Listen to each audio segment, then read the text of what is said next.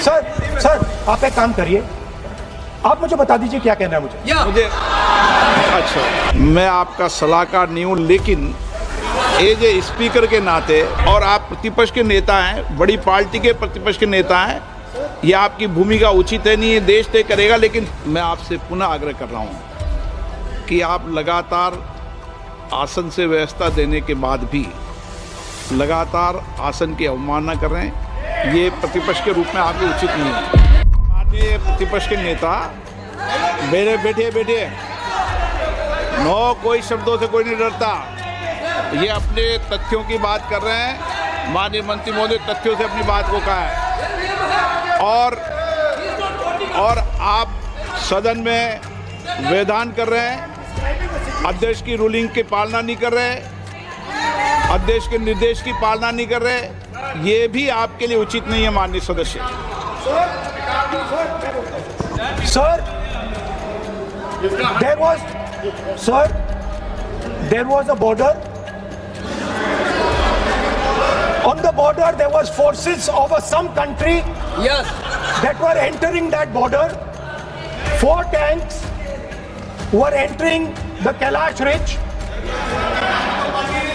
The Chief of Army Staff. सदस्य please. अब तो मैं को बोल ही नहीं रहा हूँ। सर आप लिख के दिए क्या बनना चाहिए, आप लोग लिख के लिखिए। आप बोलिए, और भी माननीय सदस्य बोले हैं, हर बार बोले हैं।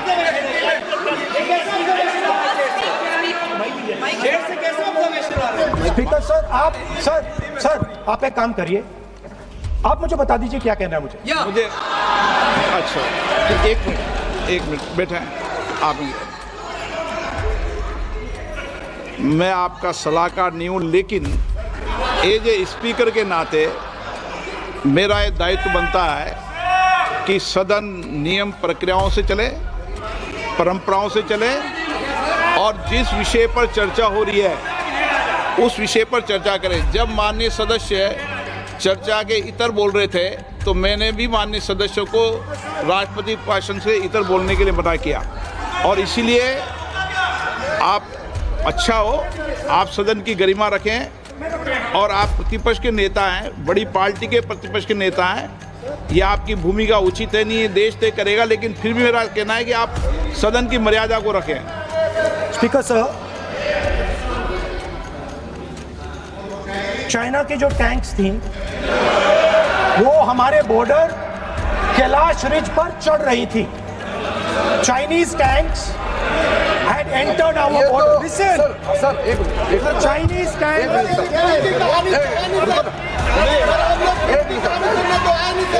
मैं से एक बात संसदीय कार्य मंत्री, क्योंकि हमने पहले भी कहा है कि हम सब शांति से सुनना चाहते हैं।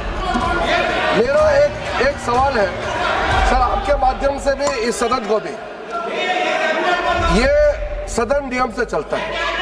जब लीडर ऑफ अपोजिशन खुद नियम नहीं मानेंगे, रूलिंग को नहीं मानेंगे, ऐसा मेंबर के साथ हम क्या करना चाहिए, इसमें भी चर्चा होना चाहिए। ये नियम ही नहीं मानते हैं। आपने कम से कम 5 बार कह चुके हैं कि आपने रूलिंग दे चुके हैं, तो हम तो इस सदन से बड़ा नहीं है।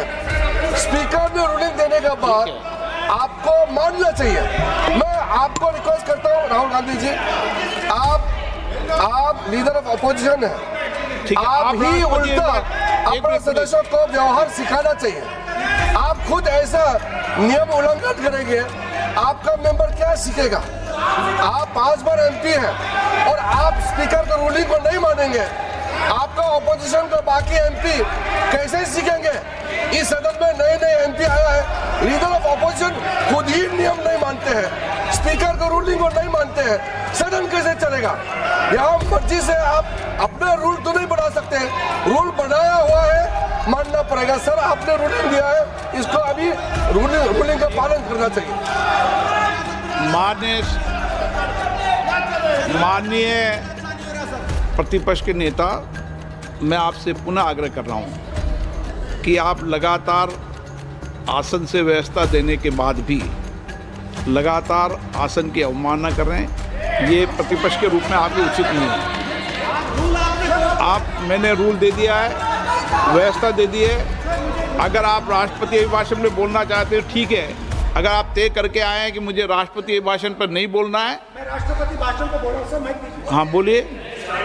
स्पीकर सर, पहले आपने मुझे बोला कि मैं किताब को कोट नहीं कर सकता। मैंने कहा मैं किताब को कोट नहीं कर रहा हूं, मैं मैगजीन को कोट।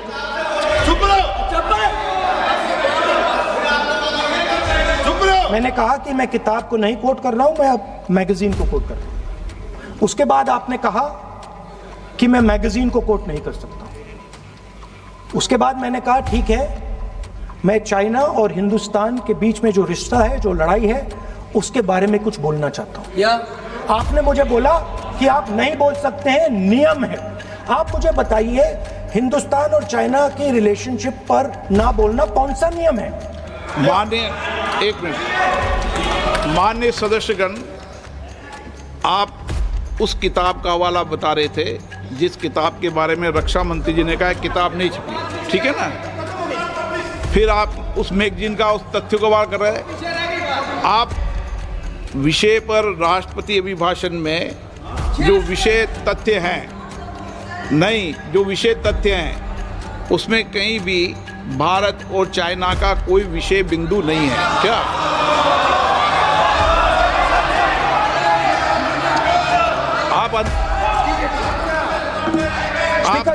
आपसे ये अपेक्षा की जाती है कि हम भारत के